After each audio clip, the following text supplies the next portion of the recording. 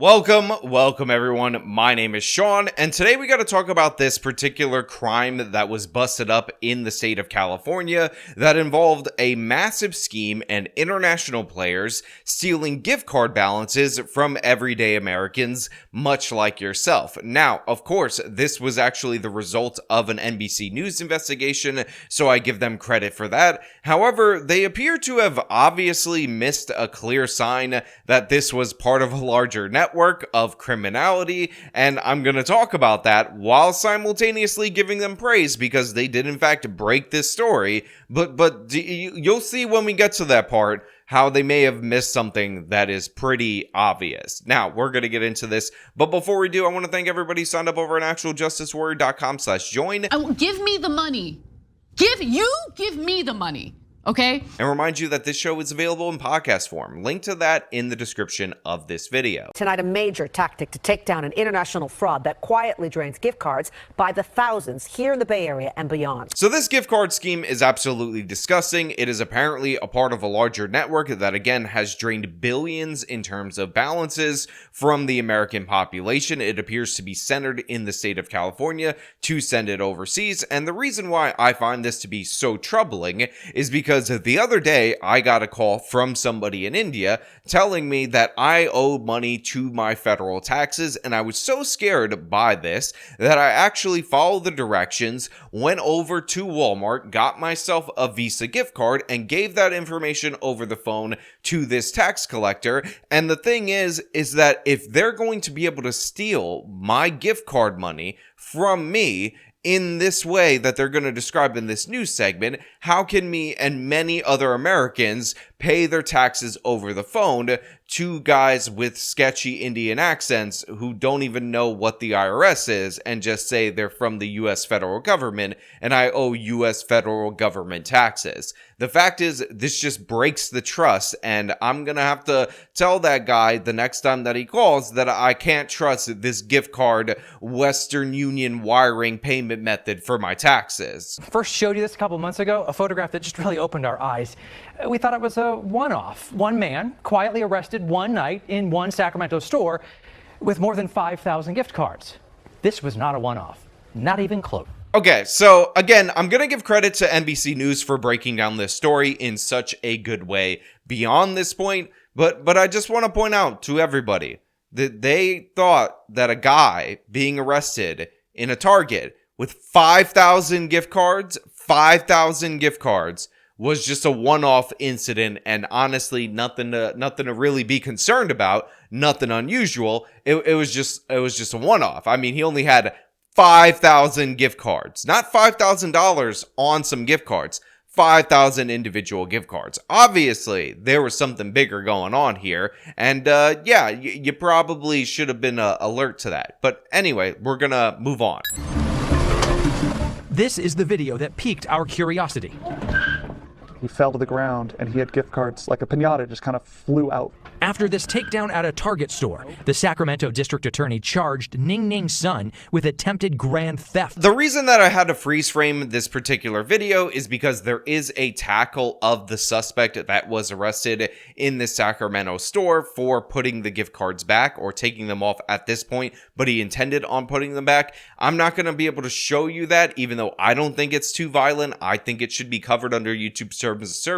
I know how they'll treat my channel a little bit differently than other channels that would show this, like, you know, the NBC News segment that I'm pulling the footage from that's fully monetized. But essentially, this guy was tackled, and they describe him like a piñata of having gift cards fall out everywhere all over his pockets. And this was the beginning of an entry point to a major investigation, which, by the way, is one of the reasons why I'm very big on stopping retail thieves, because you never know when you actually intervene what you might uncover. This guy's one individual arrest for just taking a little bit of gift cards off the shelf, not assuming that he was trying to feed his starving family, may lead to the bust of a broader criminal enterprise that has been operating out of California for a very long time, costing the American people billions of dollars. The way that this is done is very sophisticated. The cards are taken without any sort of value on them. They're tampered with in a way that is not detectable, and then they're reshelved. So yeah, like Like this woman says, essentially these people remove the gift cards from the stores. They have some method of tampering with said gift cards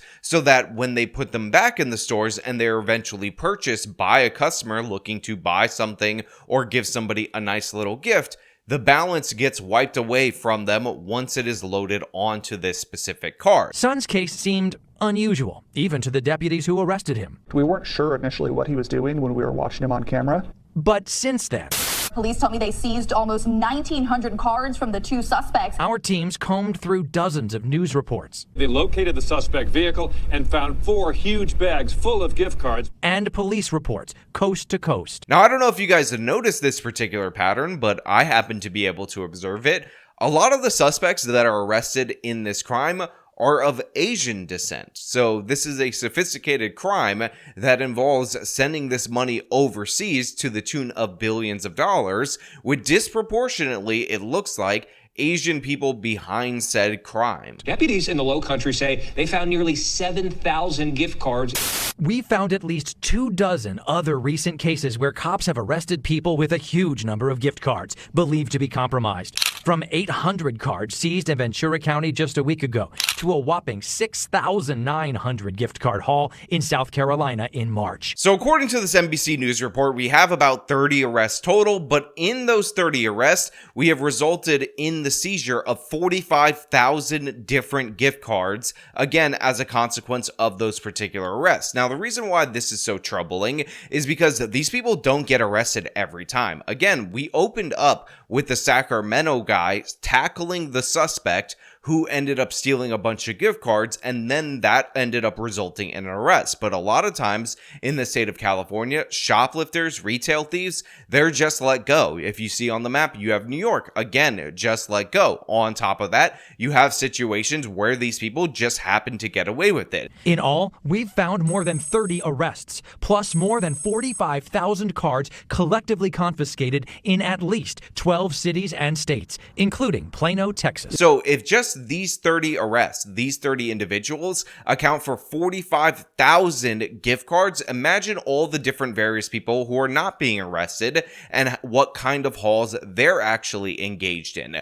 Obviously, this is a huge problem. Obviously, based on the scale per person arrested, we have a situation here, and now a bunch of law enforcement are connecting the dots on this and figuring out this is a part of a broader scam. We were getting calls from all over the United States. Sacramento Detective Andy Cater says, and we have confirmed, that a federal investigation is now underway. Under the name Operation Red Hook. Homeland Security is working with local law enforcement to connect gift card cases. There's no one person doing it. It's clearly a group of people who are fairly well organized and have some financial backing to be able to operate a large-scale operation. Now, the detective right here says that they have some kind of large-scale financing behind this. It is a huge operation. There's clearly a bigger entity behind this. And then they cut to a bunch of the suspects, and we have mugshots for some of them. And again, I want you to notice the pattern. Despite so many arrests, Cater believes thieves are still targeting gift card racks,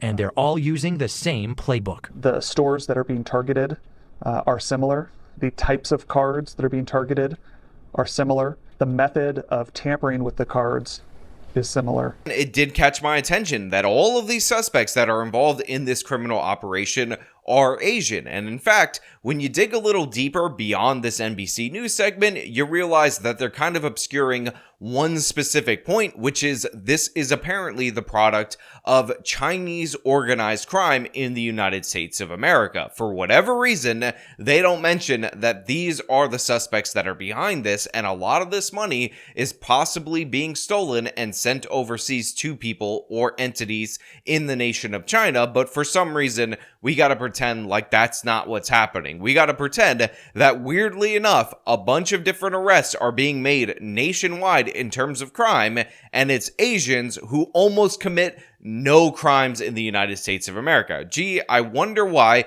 they tend to be obscuring this particular fact from us when you look into the FBI's examination of this and a bunch of different warnings to retailers saying that it is explicitly Chinese organized crime that is behind this at this moment in time. Now look, if you're somebody who purchases gift cards, obviously this is something that you should be on the lookout for. This is something that you should be alert for, and there are a couple of ways that you can help yourself into not getting wrapped up in this whole situation. First and foremost, you can examine the gift card very closely. However, I will point out that this is quite a sophisticated crime, so to the eye, you might not be able to see how these cards are tampered with. But a good rule of thumb is that if you're buying a gift card, maybe buy the gift card online rather than in person, because the fact is, these people rely on taking the cards off the shelves, tampering with them, and then placing them back on the shelves. Another method that you can utilize to make sure that your money doesn't get stolen is if you buy gift cards that are behind the lock boxes that you would see at stores, so that way you know that there is a very low likelihood that somebody was able to get them out of the lock boxes, which you have to request the help from a store employee, then get them out, tamper with them, then get them back on the shelves. Now, this NBC Bay Area affiliate actually has a full video with additional steps on how to avoid getting your gift card balance stolen. You guys can check that out if you want to, but again, best practices are buy your gift card online or make sure they're locked up at the store, which honestly, considering this is NBC Bay Area, I'm surprised that anything is not locked up at the store because theft is absolutely out of control there. But I found this to be incredibly interesting. I wanted you guys to know about it in case you were buying gift cards for birthdays or whatever, because apparently the Chinese Mafia is scamming us out of our gift card money. And honestly, I really need that money in order to pay my taxes to the South Asian guy who keeps calling me. And he says I keep owing like $400 in taxes and I'll be put in jail unless I give him Walmart gift cards. But hey, you know what? Those are just my thoughts. I want to know what you guys think down in the comments below. As usual, if you like this video, show them by leaving a like, subscribe for more content, follow me on my social media, support me via the support links in the description of this video. This has been me talking about a gift card scam run by the Chinese. Till next time.